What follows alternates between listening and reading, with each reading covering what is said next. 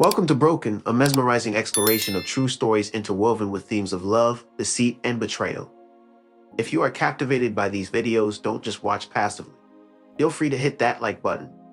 Its significance extends beyond what you may realize. Let's dive into the narrative that unfolds today. It never crossed my mind that I would be the kind of person to share a story like this. Honestly, if you had asked me that question a year ago, I would have laughed it off and dismissed the idea completely. Yet here I am, trying to untangle the series of events that led me into a whirlwind I never expected, never saw, and truly never imagined. Let me introduce myself. I am Lauren. For 12 years, I have shared my life with Mark as his partner. Our paths first crossed in college. He was deep into the world of engineering while I was navigating the education program. In our younger years, we had next to nothing in terms of material possessions, but our hearts overflowed with unbridled passion. He possessed a remarkable talent for bringing laughter to my life, and even now, he manages to evoke a smile from me when I least anticipate it. We exchanged vows immediately following graduation and embraced a humble existence. He embarked on a journey with a modest firm, while I embraced the role of a fourth-grade teacher. It lacked glamour, yet it offered a sense of steadiness, safety, and familiarity. For the most part, our life unfolded in a tranquil manner. We purchased a home in the suburbs, conveniently close to the city yet distant enough that the sounds of traffic faded away when we opened the windows at night. We are blessed with two children, Ethan and Molly, who are currently navigating the adventures of elementary school. Our days burn with the routine of packing lunches, tackling homework, attending soccer practices, and embarking on weekend excursions to Target, the familiar cadence of daily life. To the casual observer, we likely appeared to be the quintessential family, flawless in every way. Yet as time passed, a shift occurred, or perhaps it didn't transform so much as it gradually diminished. The thrill, the unplanned moments, the endless discussions over takeout sprawled on the floor of our first apartment. It all gradually faded into the background. I hold no resentment towards Mark, not completely. The weight of existence has suddenly intensified. The weight of bills, the pressure of work, and the relentless march of chores and obligations. Both of us grew weary. We ceased inquiring about each other's well-being. We began to share our surroundings, occupying the same space yet drifting apart in our connection. It lingers in my mind, the moment our paths first crossed, the day I encountered Alex. It was a Wednesday in late October, just following the parent-teacher conferences. After a long day filled with consecutive meetings with parents, I found myself utterly drained. Having stayed late to tackle the mountain of grading that awaited me, I departed from the school at approximately 7 p.m. She made the choice to swing by. As I was grocery shopping to gather ingredients for dinner, the children were being cared for by Mark's mother. Mark had informed me that he would be returning home late from work that evening, so I thought I finally had a moment to myself. While I was in the produce section staring absent-mindedly at a group of apples, trying to remember if we had any at home, a voice suddenly broke the silence behind me. The person mentioned that the apples were not at their best during that season, and recommended the Honey Crisps in another direction. I turned around and saw a man with a tall stature, a relaxed attitude, and an easy smile.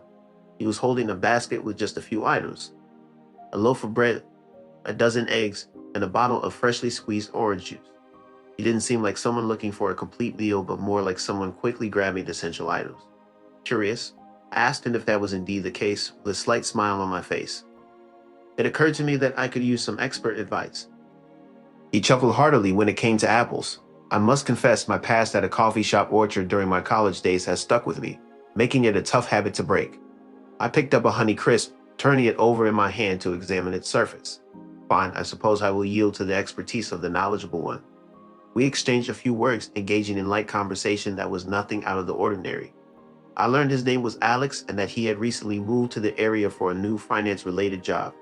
He had a friendly and approachable demeanor, and there was something about him that stood out. Not flirtatious, just thoughtful in a way that was refreshing to encounter. Our paths crossed again about a week later, this time at the local coffee shop.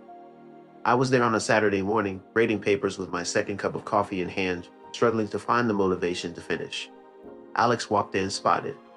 I smiled in surprise when he addressed me, asking if I was Lauren and joking about the apple causing confusion. He grabbed a drink and politely asked if he could join me. Despite some initial hesitation, I nodded in agreement. Our morning conversation effortlessly flowed for almost an hour, covering various topics without any pressure to impress each other. As we continued to meet up more frequently, Our interactions transitioned from casual to intentional. A simple coffee in hand as we strolled through the park marked the beginning of a subtle shift, much like a gentle ripple disrupting calm waters. While there were no overt signs of an affair, there was an undeniable sense of unease creeping in emotionally, leaving me with a foreboding feeling of uncertainty. We were gradually being drawn into dangerous depths, and I found myself eagerly looking forward to conversations with an intensity that may have been excessive. Alex listened to me attentively, making me feel truly understood for the first time in a long while. He memorized the details I shared, even the smallest preferences like my favorite tea and love for thunderstorms. He asked thoughtful questions and noticed when I seemed tired or frustrated. When I talked about my students, I could see a genuine interest spark in his eyes. In contrast, Mark always seemed preoccupied, consumed by the challenges at work and the pressure weighing on him. Despite this, the gap between us kept growing. Our evening talks turned into practical discussions. Who would pick up the kids? Which bills were overdue? When the car needed maintenance? Our conversations about our daily lives had faded away, and we drifted apart. Our paths diverged and we stopped connecting. On a December evening, Alex and I found ourselves in. I found us seated in my parked car outside the coffee shop, surrounded by the tranquility of the crisp air and soft snowflakes drifting down.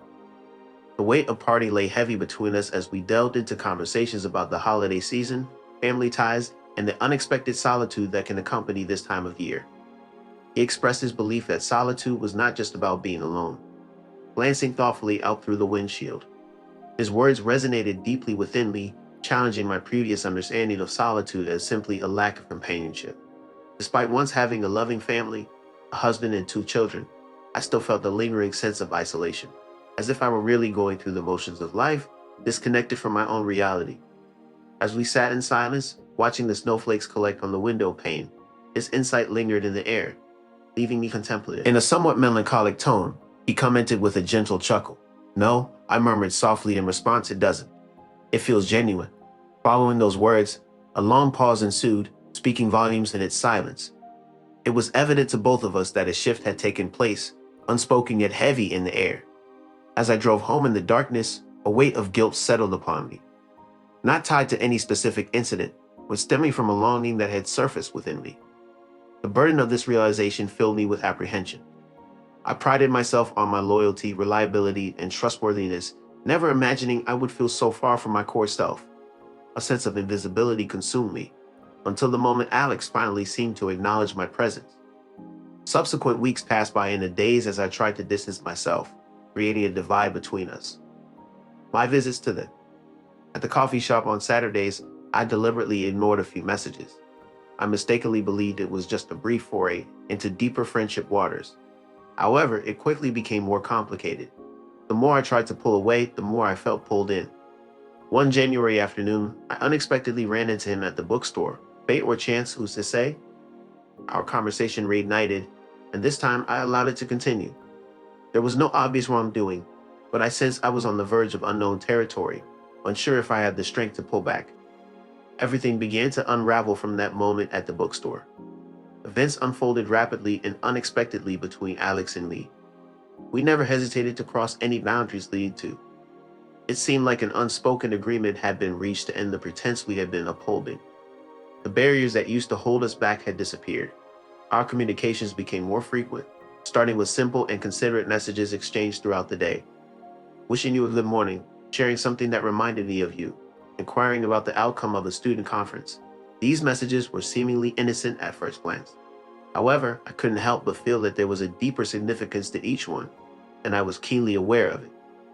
As my phone buzzed with each notification, a sense of excitement and guilt washed over me. I found myself making excuses, prolonging my time at school by citing extra grading and meetings to attend. Mark, preoccupied and tired, accepted my reasons without much questioning. A part of me quietly resented how effortlessly I could deceive him. Another part of me struggled with self-loathing for holding on to such resentment that could disappear without a trace. On a rainy afternoon in early February, I told Mark I had a school workshop and wouldn't be back until after dinner. Instead, I unexpectedly met Alex at a charming cafe tucked away in a tranquil corner of town. Sitting in a cozy booth by the window, we conversed, hands cradling our coffee cups as rain poured down the glass, creating a cinematic moment that felt frozen in time. It seemed as though we had discovered a secluded pocket of time, separate from the chaos of the world, a precious moment crafted solely for our shared connection. I've never felt like this, he softly murmured, gently swirling his drink, in quite a while. Looking at him, a pang of sadness gripped my heart, as I understood his words all too well, and it hurt to realize how deeply I resonated with them. Keep telling myself that this isn't real, I commented, trying to reassure myself. It's just a phase, a passing distraction. He lifted his eyes to meet mine, his gaze steady. Does it seem like a diversion to you? I was speechless. As the night grew darker and the children went to bed, the house fell silent. Standing alone in the bathroom with the door closed, I pondered the words we had exchanged. Uncertain of my actions, I felt adrift in my own transformation. I reassured myself that I hadn't crossed the line, that I hadn't yet made an irreversible mistake. But deep down, I knew the truth was clear and undeniable. I was already drifting away. Mark tried to connect with me in his own way, sensing that something was wrong. One evening he asked, "Are you okay? You seem distant lately." I forced a smile and brushed it off as fatigue from work. At night, without delving further, it seemed he was hesitant to explore, perhaps out of a fear of what he might uncover. Our interactions grew more terse as we carried on with our daily activities: meals, chores, schoolwork assistance. Even our goodnight kiss felt hollow, like actors in a play who had forgotten their lines. I decided to resume journaling, a practice I had abandoned long ago, as a refuge for my unspoken thoughts. My writing was messy and unpolished. Some nights I wrote letters to no one in particular. Other nights I wrote to Alex, knowing they would go unread. Then one night changed everything. In late March, Mark left for an overnight work trip, and the kids were with their cousins, leaving me alone in the house. I myself, seeing Alex was not part of my intentions. I had yet to inform him that the house would be unoccupied. Yet as the clock struck 8 o'clock p.m., a message arrived. "You're free? I'd love to see you." Really for a stroll. For what felt like an eternity, I found myself frozen, my gaze locked onto the message. Then I responded, "Come over." Only for a moment. He'd arrived 20 minutes late, lingering on my porch with his hands tucked into his pockets, raindrops clinging to his jacket. I opened the door. He arrived, and for a fleeting moment, we lingered in silence. Neither of us took a step forward. Neither an embrace nor a kiss was exchanged. We simply settled onto the couch side by side, reminiscent of old friends with nowhere else to go. We conversed for hours that night, delving into our histories, our regrets, our aspirations, and the winding paths that led us to this moment. Two souls entwined in a narrative without a definitive conclusion. "I don't want to ruin your life," he said softly, his gaze fixed on the flow. "Hushed," I murmured to him. "You're not." It was starting to unravel. As he left, we resisted the urge to embrace, leaving us untouched. But a significant event occurred that changed us both profoundly. We had entered a realm from which there was no turning back. The weight of guilt followed me wherever I went, an unwelcome companion. My perception of Mark was forever altered. Each time he smiled at me, a sharp pain pierced my chest. And with every bedtime story requested by the children or pair of shoes left in the hallway, I felt like a fraud. I lived a double life hidden behind a mask. Yet I was inevitably drawn back to Alex. He became the person I confided in during moments of distress, through the tough days at work or the unsettling quiet at home, when life felt overwhelming. He listened attentively, understanding me without trying to fix the chaos. He simply stayed by my side. Amid the chaos, one particular evening, I opened up to him. Unsure of how to proceed, I sought his advice. "Maybe it's not meant to be," he replied, which sent a shiver down my spine. What did that really mean? Was I supposed to walk away, leaving behind my marriage and my family? That was something I couldn't bring myself to do. I would never abandon them. Despite the growing distance between us, my love for my family never wavered. I loved Mark deeply. Things just weren't the same anymore, and that realization crushed me. One weekend in April, Mark surprised me with dinner reservations for just the two of us. He arranged for his mother to look after the children and expressed a desire for us to spend some quality time together. The evening was tinged with unease, not because of Alex, but because I could feel the reality of our rift sinking in.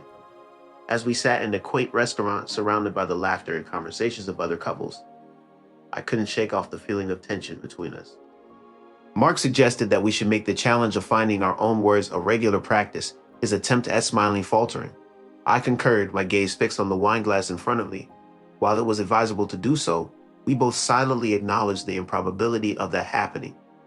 The gap between us extended beyond mere physical distance. It was an intangible essence that defied articulation for both of us. That night, as I lay beside him in bed, tears silently cascaded onto my pillow. Not out of fear of being exposed or shame, but out of a profound sense of loss. I grappled with the idea of parting ways with Alex. One morning, I drafted a message conveying my conviction that we could no longer continue on the same path. However, I couldn't bring myself to send it. It felt unjust, as if I had gone too far. So I threw myself into my routines, academics, chores, social events, anything to distract myself from the reality of our situation, and finds himself ensnared, caught in the tension between the world I have constructed and the unexpected desires that have arisen. Alex, on the other hand, never imposed any demands. He never requested anything from me. However, the pain in his eyes was impossible to ignore as I distanced myself. It was evident that he waited for me to make a definitive statement one decisive evening. Uncertainty clouded my mind as I struggled to discern my true wishes. Then, on that important night, Molly appeared in my room holding a drawing she had made. The image portrayed our family united by love and shared memories. Myself, Mark, Ethan, and her standing just outside our home, hands entwined under the warm glow of a golden sun. "I made this at school," she proudly proclaimed. "It's our family portrait. Everyone looks happy." In that moment, the weight of our discord hung heavily over me. Not all was well, and I was to blame. A pivotal choice awaited me, a moment that would shape the path ahead. As time slipped away, I felt the pressure to succeed pushing me forward. Molly's revelation kept sleep at bay, leaving me restless. Contemplating a decision, I became entranced by her simplistic yet hopeful crayon drawings, depicting love as a straightforward connection under the sun. But real life was far more complex than that ideal. My own life was tangled with chaos and uncertainty. The next morning, I approached Mark, telling him I was struggling and feeling deeply alone. Though I held back some details, I openly shared my feelings of isolation and distance. His response was quiet and absorbing, and I was startled to see tears in his eyes for the first time in ages. A sense of apprehension crept over me as he softly admitted, "I just can't seem to find a way to bridge the gap between us." Everything was resolved in that single conversation, revealing a new path. We started the journey of counseling, delving into issues we had ignored for too long. Although it was difficult and raw, it felt undeniably genuine. I felt a glimmer of hope, hinting that there might be a chance for us. I ended my relationship with Alex, choosing to stay and try to make things work. He nodded in understanding, wished me well, and there were no bitter words, just acceptance of the present. Sometimes I wonder about the potential possibilities of our past relationship, but I have no regrets about my decision. Love isn't just about seeking validation, but also about making the effort to reconcile. The future is uncertain, but I am fully present in this moment, committed to moving forward. The moment that is enough.